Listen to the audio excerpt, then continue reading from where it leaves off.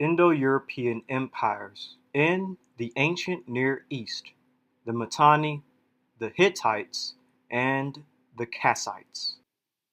But before we get too deep into the video, first I want to tell you guys about my social media platforms. So I have a Clubhouse account and we can actually talk to one another on it.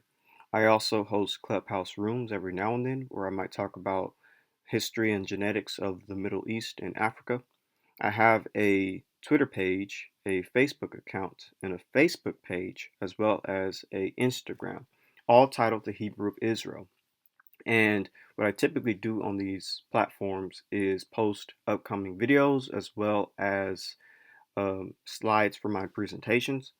And so just be on the lookout for all of that on my social media platforms. And if you want to support me financially for the channel, you can look at my Patreon as well as my PayPal and my GoFundMe. And with all of that out of the way, let's begin with the video. There were Indo-European empires in the ancient Near East. I'm going to briefly cover the evidence of these civilizations being Indo-European, but I'll provide a playlist titled for each kingdom for you to study further. I advise that you watch all the videos from my playlist: the Matani Kingdom, the Hittite Kingdom, the Cassite Kingdom. The playlist will provide a much deeper understanding of the history behind these ancient Indo-European peoples of the Near East. Now let's begin. The Kingdom of Mitanni. While the Matani kings and other members of royalty bore names of Indo-Aryan origin, the names of the Matani aristocracy frequently are of Indo-Aryan origin, and their deities also show Indo-Aryan roots. And I'm just going to name a few of them, such as Mitra and Indra. These Indo-Aryan deities are listed in two treaties between Mitanni and Hatti from Hattusa.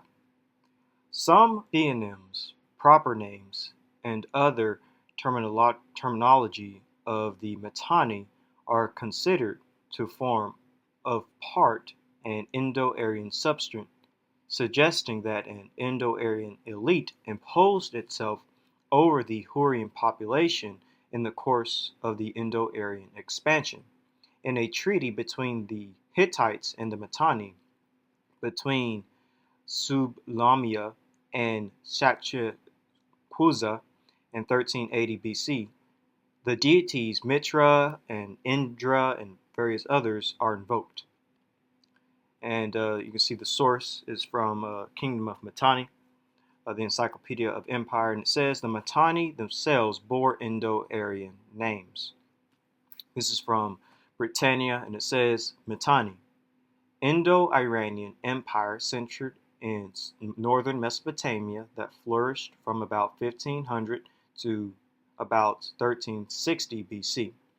Mitanni was one of several kingdoms and small states, another being Hurri, founded by the Indo-Iranians in Mesopotamia and Syria. Although originally these Indo-Iranians were probably members of Aryan tribes that later settled in India, they apparently broke off from the main tribes on their way and migrated to Mesopotamia instead. There they settled among the Hurrian peoples and soon became the ruling noble class called Marinuia.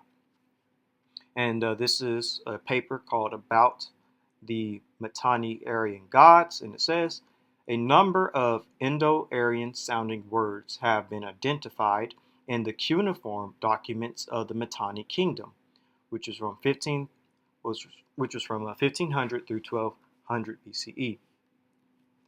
And here's another source from the paper Indo-Iranian Personal Names in Matani, a source of cultural reconstruction, and it says, as is known, some Indo-Aryan or Iranian proper names and glosses are attested in documents from Egypt, northern Mesopotamia, and Syria, related to the ancient kingdom of Mitanni, which was the second millennium BC. At the beginning of the 20th century, some Indo-Aryan or Iranian proper names and glosses were found in documents from Egypt, northern Mesopotamia, and Syria, mainly from the land of the Hurrian region of Mitanni. This language fossils occur in Hittite, Egyptian, and Hurrian documents concerning the kingdom of Mitanni. El Armana letters from 14th century BC, a treaty between the Hittites and Matani, which is 1380 BC. And here's just a map of the Matani Empire. And as they said, the Matani Empire, which is situated in northern Mesopotamia. And this is from World History Encyclopedia. And it says, the Matani Kingdom ruled over the northern Euphrates Tigris region between 1475 BCE and 1275 BCE. The early people of the region have been variously identified as migratory Indo-Iranians or Indo-Aryans.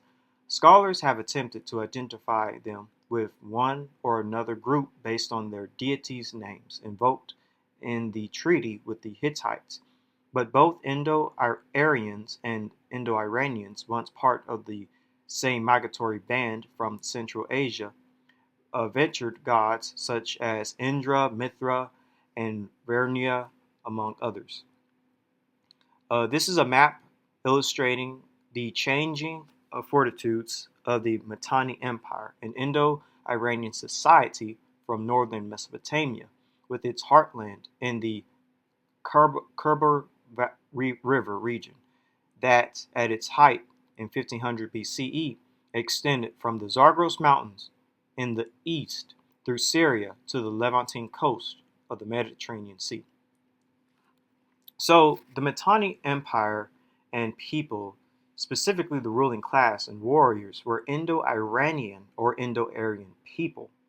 As explained before, Indo-Iranian or Aryans are Indo-European peoples, and they had an empire in the Near East, specifically in Syria and northern Mesopotamia. They likely entered the Near East from the southern Caucasus or Iran from the Yamnaya culture. So remember, Proto-Indo-European will spawn Proto-Indo-Iranian. And just to read Proto-Indo-Iranian down below, it says Proto-Indo-Iranian was a Satstrom language, likely removed less than a millennium from its ancestor, the late Proto-Indo-European language, and in turn removed less than a millennium from the Vedic Sanskrit of the Rig Veda, its descendants. Proto-Indo-Iranian has been considered to form a subgroup along with Greek, Armenian, and Peruvian on the basis of many striking similarities in morphological structure. And then, of course, from Proto-Indo-Iranian comes the Proto-Indo-Aryan, and Proto-Indo-Aryan is meant to be the predecessor of Old Indo-Aryan, which is from 1500 through 300 BCE, which is directly attested as Vedic and classical Sanskrit, as well as by the Indo-Aryan substream in Matani. Indeed, Vedic Sanskrit is very close to Proto-Indo-Aryan, and the Indo-Aryan languages are a branch of the Indo-Iranian languages themselves, a branch of the Indo-European language family. So just to show you right here, you have Indo-European, then Indo-Iranian, then Indo-Aryan. And the subdivisions is Sanskrit, which is in India, and then you have the Matani Aryan, which is in Mesopotamia. And it says, being the descendant of Proto-Indo-Iranian, which in turn is the descendant of Proto-Indo-European. So these are Indo-Europeans, basically. So here's the migration, one route, how the Matani could have entered Mesopotamia, Indo-Europeans migrating down through the Caucasus, going into northern Mesopotamia in the Near East. And this is one way the Matani could have got there. And here's another route the Matani could have got there, going from the Yamnaya culture, Proto-Indo-Europeans, going through Central Asia And then one group, as they said, one group of Aryans would have went into India, whereas the other group of Aryans went into the Middle East, into Mesopotamia. You have Indo-Europeans, Iranian groups going into the Middle East. And so here is the map of the Matani Empire with each border highlighted. The lighter shade of blue is from 1490 BC. The medium shade of blue is from 1350 BCE, and the darker shade of blue is from 1300 BCE. But basically, this is the empire of these Indo-Iranian or Indo-Aryan peoples right in the center of the Middle East, which is very fascinating. You have this Indo-European Empire lasting from 1500 through 1300 BCE. Very interesting. Here's just another map showing it, but a little bit of an outer zoom of the Matani Empire, basically from the Levant to very close to southern Mesopotamia. And this is an Indo-European empire right in the Middle East, Indo-Iranian, Indo-Aryan empire. So there were ancient Indo-Iranians or ancient Aryans, Indo-European peoples in the Near East. Now let's look at the Hittite Empire.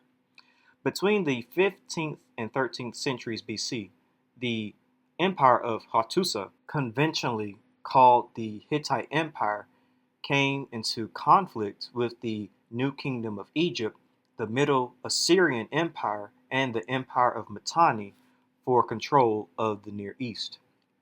Hittite was an Indo-European language that was spoken by the Hittites, a people of Bronze Age Anatolia, who created an empire centered on Hattusa or Hutasa, as well as parts of the northern Levant and upper Mesopotamia. The Hittite language was a distinct member of the Anatolian branch of the Indo-European language family, and along with the closely related Lithuanian language, is the oldest historically attested Indo-European language, referred to by its speakers as Nisili in the language of Nicaea. Hittite is the best attested member of the Anatolian branch of Indo-European language family and the Indo-European language for which the earliest surviving written attestation exists, with isolated Hittite loanwords and numerous personal names appearing in an Old Assyrian context from as early as the 20th century BC. The language of the Hattusa tablets was eventually deciphered by a Czech linguist, Bedřich Krause, who on 24th November 1915 announced his results in a lecture at the Near Eastern Society of Berlin. His book about the discovery was printed in Leipzig in 1917 under the title The Language of the Hittites, Its Structure and Its Membership in the Indo-European Linguistic Family. The preface of the book begins with, "The present work undertakes to establish the nature and structure of the heteroto-mysterious language of the Hittites, and to decipher this language, it will be shown that Hittite is in the main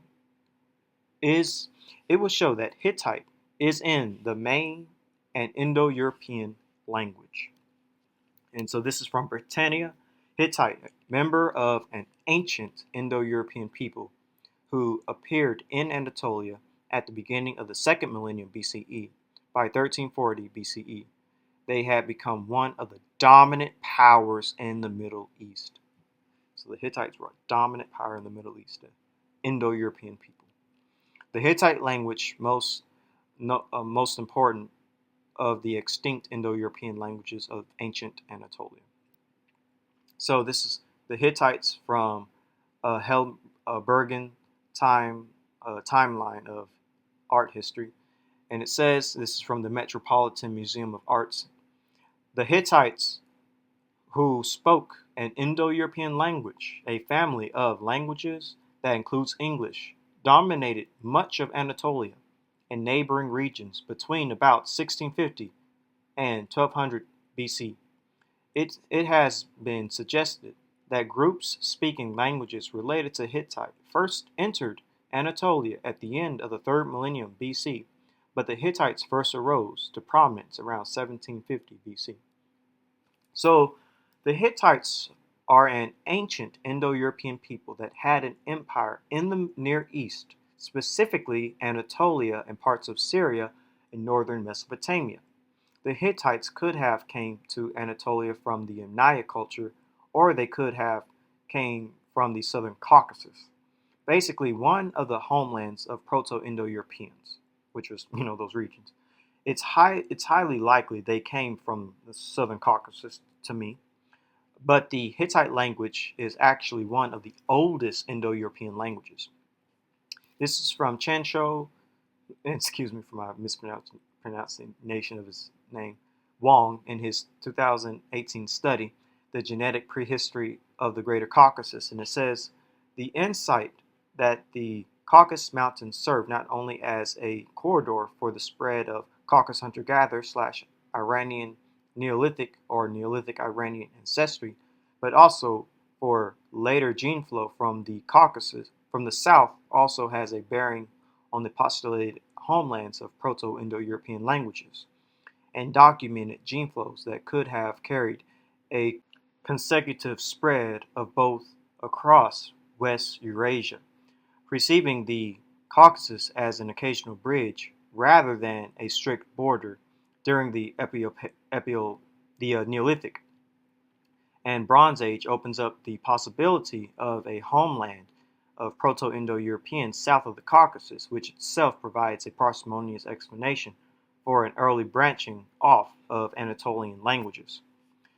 And this is from Peter de Barros Damgaard in his 2018 study, The First Horse Herders and the Impact of Early Bronze Age Steppe. And it says, they further note that this leads support to the Indo-Hittite hypothesis, according to which both Proto-Anatolian and Proto-Indo-European split off from a common mother language no later than the 4th millennium BCE. And this is from Dr. David Reach, and he says, ancient DNA available from this time in Anatolia shows no evidence of steppe ancestry similar to that in the Yamnaya. This suggests to me that the most likely location of the population that first spoke an Indo-European language was south of the Caucasus Mountains, perhaps in modern-day Iran or Armenia, because the ancient DNA from people who lived there matches what we would expect for a source population both for the Yamnaya and for ancient Anatolians. In this scenario, if this scenario is right, the population sent one branch up into the steppe, mixing with steppe hunter-gatherers in a 1-to-1 ratio to become the Yamnaya, as described earlier, and the other to Anatolia, to found the ancestors of people there who spoke languages such as Hittite. So again, this is dealing with Proto-Indo-Europeans. And genetically wise, our analysis shows that the ancient populations of Chalcolithic Iran, Chalcolithic Armenia, Bronze Age Armenia, and Chalcolithic Anatolia were all composed of the same ancestral components. So again, Proto-Indo-Europeans coming out of Armenia, and one branch going to Anatolia, just like one branch going into the Pontic Steppe and another branch going into Iran. And Proto-Indo-Europeans going into Anatolia will become the Anatolian languages of the Hittite branch. And this will actually be one of the oldest branches of Indo-European. Right here, you can actually see the Indo-European tree, and Anatolian and other Hittite and other Anatolian languages are one of the oldest Proto-Indo-European languages, and it's currently extinct. So it goes first from Hittite to Chocnin, then Armenian, and then Greek, Albanian, Indo-Iranian, Baltic Slavic, Germanic, Italic, and Celtic. And this is just another chart dealing with it. Anatolian being one of the oldest Indo-European languages. Hittite is at the top, and then you have all the other languages. Here's the bigger tree of Indo-European, but here's the more older branches of it. And so here's just a map. You can find these images, by the way, if you type in "tracing the origins of Indo-European languages." There's an article that touches on this. This study suggests that Indo-European language family originated in Anatolia, modern-day Turkey. So here is the Anatolia, and then from there you'll get the Armenian next, and then the Indo-Iranian next, and as you can see, it overlaps in the Middle East. So, and here is the map of the Hittite Empire, smack dab in Anatolia, just as we read. And they actually had a very large empire in the Middle East. They basically took up all of modern-day Turkey or Anatolia. This Hittite, this Indo-European empire. So the Hittites were ancient Anatolian Indo-Europeans in the Near East. It's very important.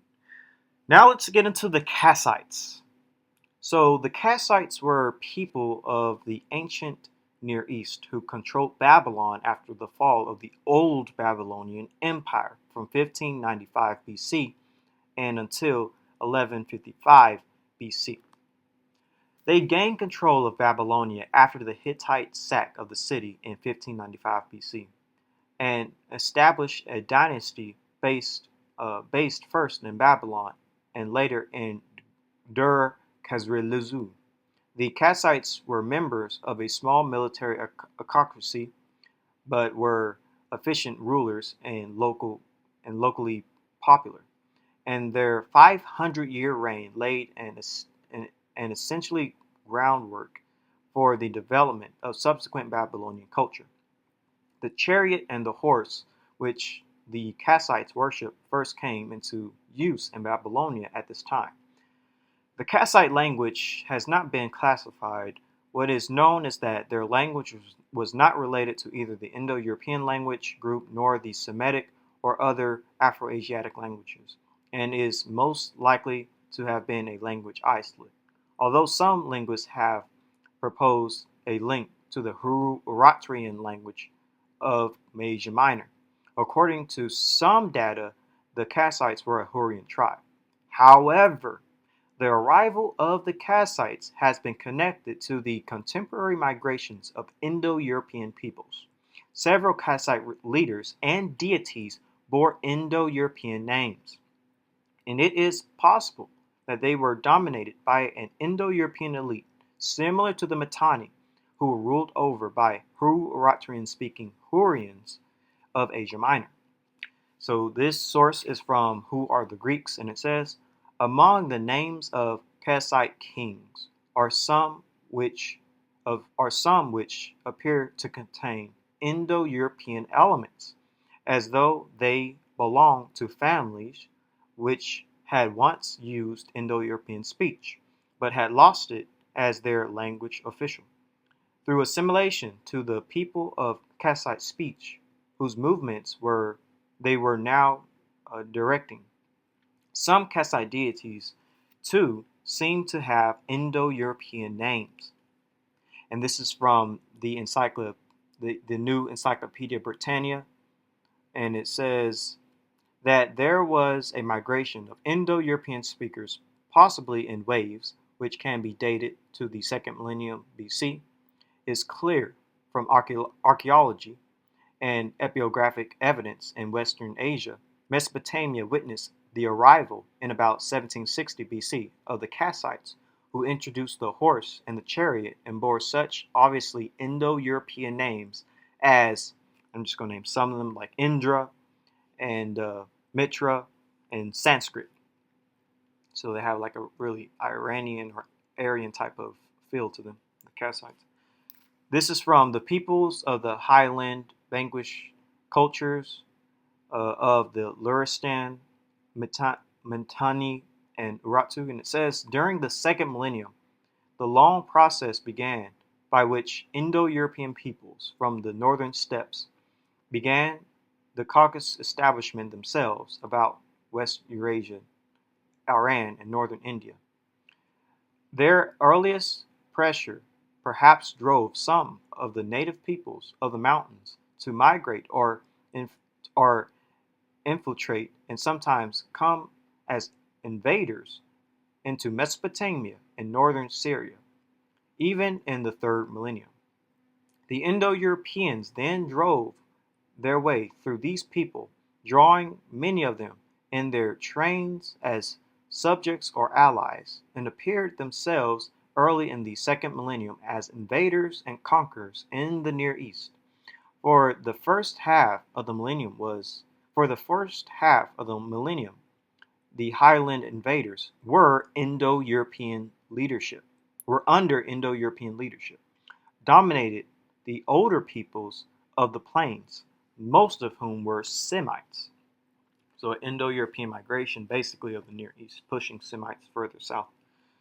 So this is from Iranian Arts and Architecture from Britannia, and it says, much less is known about the northwest part of modern-day Iran during the second millennium BCE, but from about 1000 BCE onwards, it acquired a new importance. The southward migration of Indo-European peoples many centuries earlier, which had brought the Hittites to Anatolia and the Cassites to Babylon, was now followed by a new wave of peoples. And this is from early Vedic period from Britannia, and it says that there was a migration of Indo-European speakers, possibly in waves, dating from the second millennium BCE. It's clear from archaeology and ethnographic evidence in Western Asia. Mesopotamia witnessed the arrival about 1760 BCE of the Cassites, who introduced the horse and the chariot and bore Indo-European names. A treaty from about 1400 BCE between the Hittites, who had arrived in Anatolia about the beginning of the second millennium BCE, and the Matani Empire invoked several deities with various, Iranian names like Indra and Mitra, and an inscription at Bog Kazoya in Anatolia of about the same date contains Indo-European technological terms pertaining to the training of horses, which suggests cultural origins in Central Asia or the southern Russian steppes. Clay tablets dating to about 1400 BCE, written in Tel Amarna in Upper Egypt in Akkadian cuneiform, mentions names of princes that are also Indo-European. And this is a book called Ancient Europe. And just to read what's in yellow, the Casside Dynasty of Mesopotamia, with Indo-European names, was established early in the second millennium BC. And this is from the book Who Are the Greeks by John Myers, and it says, about 2000 BC, Babylonian documents began to record a long gradual expansion of alien tribes from beyond the Tigris, originating in or beyond the mountains, and by about 1760, Babylonia itself became subject to the Cassite Dynasty, whose official language was neither Semitic nor Sumerian, nor indeed of any recognized affinity. But as the Cassites introduced the horse into Babylonia and used it like the Aryans, who were bringing it about the same time into northern India, not for riding but for drawing wheeled vehicles, it is inferred that they had been in contact before arrival in Babylonia with the people of the Aryan culture and speech. More than this, among the names of Cassite kings are some which appear to contain Indo-European elements, as though they belonged to families which had once used Indo-European speech, but had lost it as their official language, through assimilation to the peoples of Cassite speech, whose movements they were now directing. Some Cassite deities, too, seem to have Indo-European names. And this is from Britannia, Cassite people, and it says, Cassite, member of an ancient people who's known primarily for establishing the second or middle Babylonian dynasty.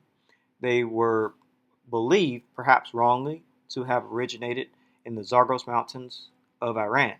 Chronicles and kings lists are imprecise, and although the Cassite kings traditionally ruled over Babylonia for 576 years, it is probable that the first Cassite kings reigned in Babylonia simultaneously with the last kings of the first Babylonian dynasty.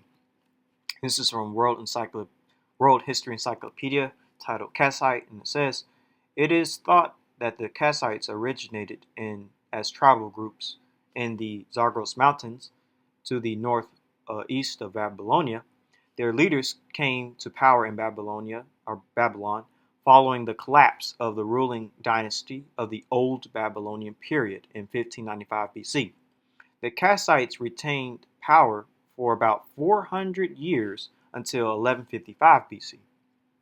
And here's a map of the Cassite Babylonia from 1500 BC. So the Cassites, either an Indo-European Iranian Aryan people or a group known as the Hurrians, perhaps a mixture of the two, conquered and ruled Babylon after the Indo-European Hittites sacked Babylon.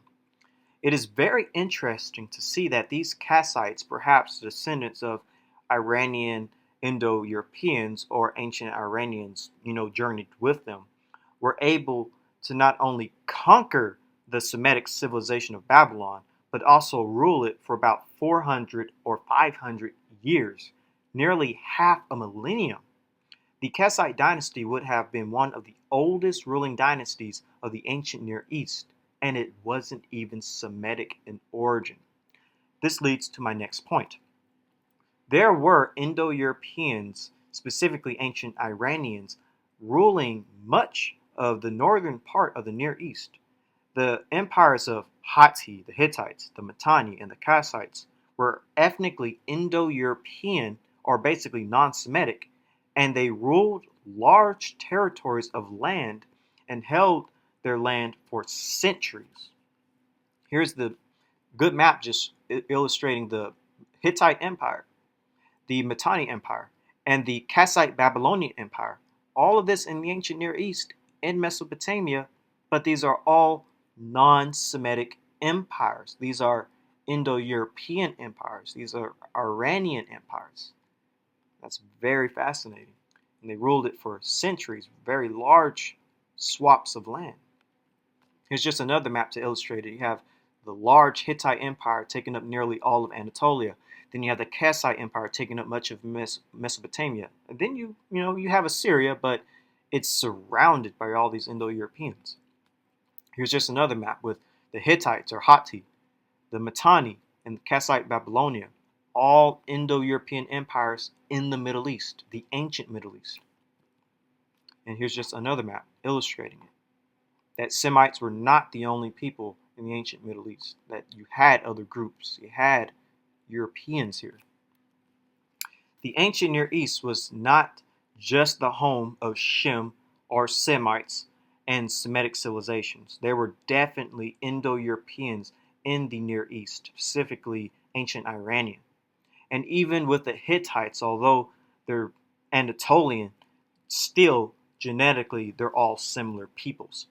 Our analysis showed that the ancient populations of Chalcolithic Iran, Chalcolithic Armenia, Bronze Age Armenia, and Chalcolithic Anatolia were all composed of the same ancestral component. That is from genetic insights into the origins of farming in the ancient Near East. Interestingly, the fact that Indo-European ancient Iranians lived in the Near East actually does fit what we find when it comes to DNA in modern Middle Easterners. This is from the genomic history of the Middle East, and it says present-day Levantines are drawn towards Bronze Age Europeans. Iraqi Arabs, Iraqi Kurds, and Assyrians appear relatively closer to ancient Iranians. We found an ancestry related to ancient Iranians that is ubiquitous today in all Middle Easterners. Previous studies showed that this ancestry was not present in the Levant during the Neolithic period, but appeared in the Bronze Age, where 50% of the local ancestry was replaced by a population carrying ancient Iranian-related ancestry. This population potentially introduced the Y chromosome haplogroup J1 into the region. So haplogroup J would have came in with people with this Iranian ancestry or DNA. So modern Middle Easterners, at least those with haplogroup J, are literally just ancient Iranian, Anatolian Armenians, basically, a branch of these groups that migrated into the Middle East. When it comes to DNA tests from companies like 23andMe and Ancestry.com, etc., Caucasian, Iranian, and Anatolian is typically labeled as West Asian, aka Middle Eastern. So let's look at some Armenian DNA tests. As you can see, labeled West Asian and North African at 66%. The top results is Iran and Armenia, as you can see. And you can see over here, West Asian and North African at 98%. It is basically, as you can see right here, it's in the Caucasus and Iranian regions. And I feel like it's a bit disingenuous to basically put together West Asian and North African, because as you can see, the North African for this person is like 1.6, and the North African for this person is like 0.4. It's like, why connect West Asian and North African? But anyways, you can look down below. You can go on Reddit and look up Armenian DNA tests as well to find this. And here's using Ancestry.com. It has Turkey and the Caucasus, Iran/Persia. Right here, for this person, it has 97.9% dealing with the Caucasus. Right here, with this person, 65% dealing with Iran and Armenia, but this is labeled as West Asian. Here it is right here, West Asian, Iran, Caucasian, Mesopotamia, Turkey, Eastern Province at around 82% and 59%, breaking it down, of course. And then right here with this person, West Asian, Iran, 93%. West Asian at 97%, dealing with Iran, Turkey, and Armenia. Right here's another one, West Asian, dealing with Iran, Turkey, and Armenia at 94%. And Armenia, 99.1%, but only like 0.2% North African. I don't know why they label that together. And then you have West Asian at for Turkey of 94%. Then you have 99.9% dealing with Turkey and Armenia, the Eastern Province. And then just showing you more, West Asian 99.8%, Turkey, Armenia, 50%, Iran/Persia, Turkey, and the Caucasus. And here's Middle Eastern, 100% Asia Minor. And it's funny how it's right in the territory of like Anatolia, the Hittites, So dealing with Iranian DNA tests, it's pretty much the same thing. Iranian, Caucasian, and Mesopotamian all lumped together at 97%. Iran, Caucasian, Mesopotamia, Iran, 96%. Iranian, Caucasian, Mesopotamian, 88.7%. Then dealing with Anatolian DNA tests, you have Anatolian, Western Province, 88.5%. Anatolian, 86.7%. And then if you were to break it down in something like GEDmatch, basically it'll be like Turkish, and it'll be Northwestern Anatolian. And you also see that it'll be like basically the Caucasus being the highest. And so just to show you more, Turkey, Anatolia, Turkey, and Azerbaijan, and Iran, and Turkey, all considered West Asian. And then you have Anatolia at 70%, Turkey 50%, Anatolia and Turkey up to 97%. So basically, Caucasian, Iranian, and Anatolian is labeled West Asian, aka Middle Eastern. Now, I don't necessarily disagree with this. They are Middle Eastern, but they are the Indo-European branch of Near Easterners that settled in West Asia, descending from Hittites and Cassites and Matani and other groups. By the way, this is why African Americans would never never test at 100% Middle Eastern populations. DNA tests are looking for Caucasian, Iranian, and Anatolian DNA. Personally, I believe it's best to look at raw DNA data to see if you have true Semitic ancestry, i.e. Natufian and Ibero-Maurusian.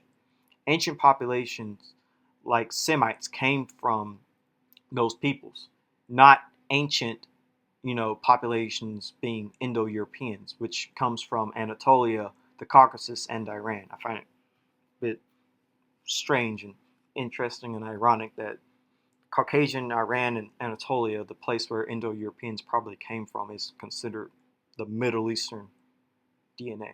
It's a bit strange. But with all that being said, I do find it interesting that the location where ancient Indo-European civilizations resided, to this day, is still the areas where you find Indo-European speakers in the Middle East. So remember, you have the Hittites, the Mitanni, the Cassites, basically all in northern Mesopotamia. And to this day, this is still where a lot of Indo-European speakers are. Languages of the Middle East, Indo-European languages, all right here. It's still to this day, Indo-Europeans are typically north of the Near East. So anciently and modernly, you can see it. So the same area north of the Near East is also, by the way, the territory of Japheth. If you look at most biblical maps for Genesis 10, Japheth is the one who settled the northern part of the Near East. Again, the land of Shem wasn't just settled by Shem. Japheth was also there. And scriptures does allude to the fact that Japheth would dwell in the tents of Shem. Perhaps this means the land of Shem. And it says in Genesis chapter 9, verse 27, you can read various interpretations of the scripture, but it does say, may God extend Japheth's territory. May Japheth live in the tents of Shem. And then it says, may God expand the territory of Japheth. May Japheth share the prosperity of Shem. May God enlarge Japheth and let him dwell in the tents of Shem.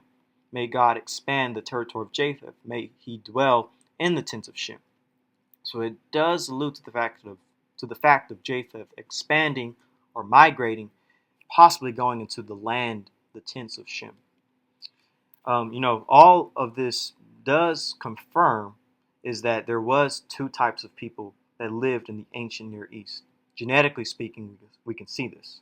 North of the Near East, you have the Indo-European descendants of Japheth, haplogroup J, and south of the Near East, you have the Natufian descendants of Shem, haplogroup E. And again, from genomic history of the Middle East, Arabians and Bedouins are positioned close to ancient Levantines, while present-day Levantines are drawn towards Bronze Age Europeans. Iraqi Arabs, Iraqi Kurds, and Assyrians appear relatively closer to ancient Iranians.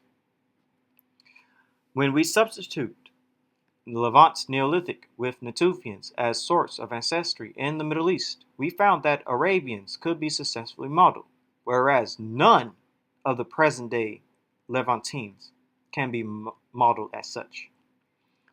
Model-based clustering also showed that Arabians' populations have subsequently lower Anatolian Neolithic ancestry compared to modern-day Levantines. So there is a very strong difference between these Middle Eastern populations. By modeling contemporary populations using ancient genomes, we identify differences between the Levant and Arabia.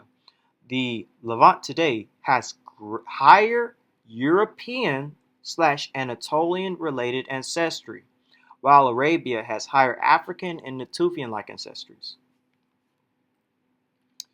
We found an ancestry related to ancient Iranians that is ubiquitous today in all Middle Easterners. Previous studies showed that this ancestry was not present in the Levant during the Neolithic period, but appeared in the Bronze Age, where 50% of the local ancestry was replaced by a population carrying ancient Iranian-related ancestry.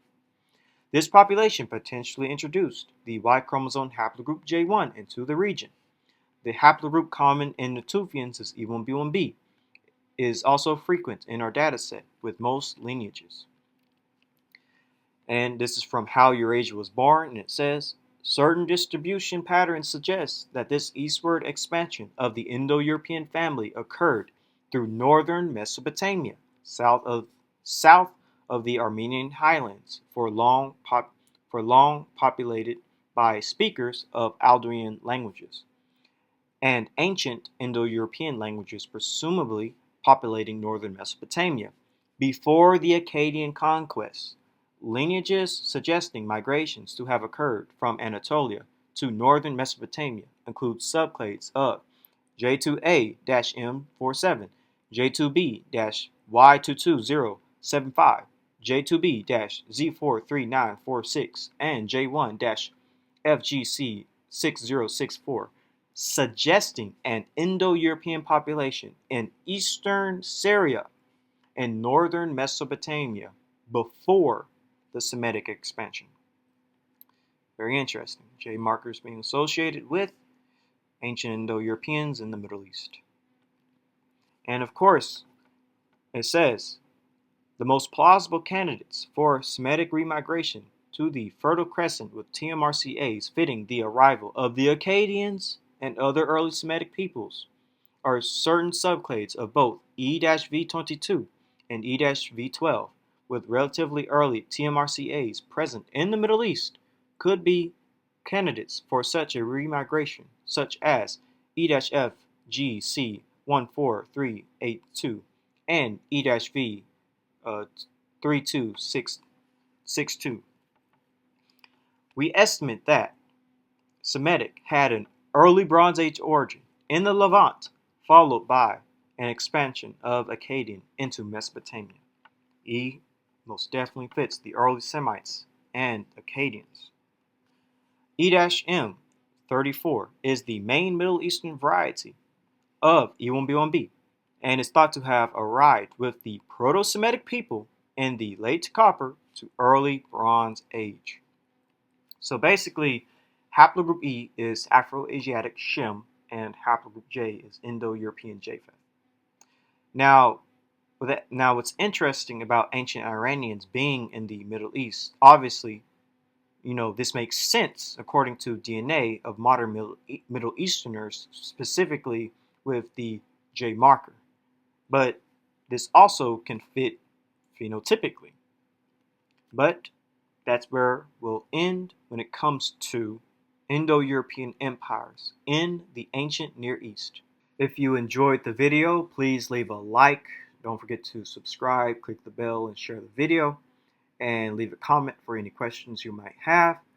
And also, check out my social media platforms for more information. And with all of that out of the way, have a great day and shalom.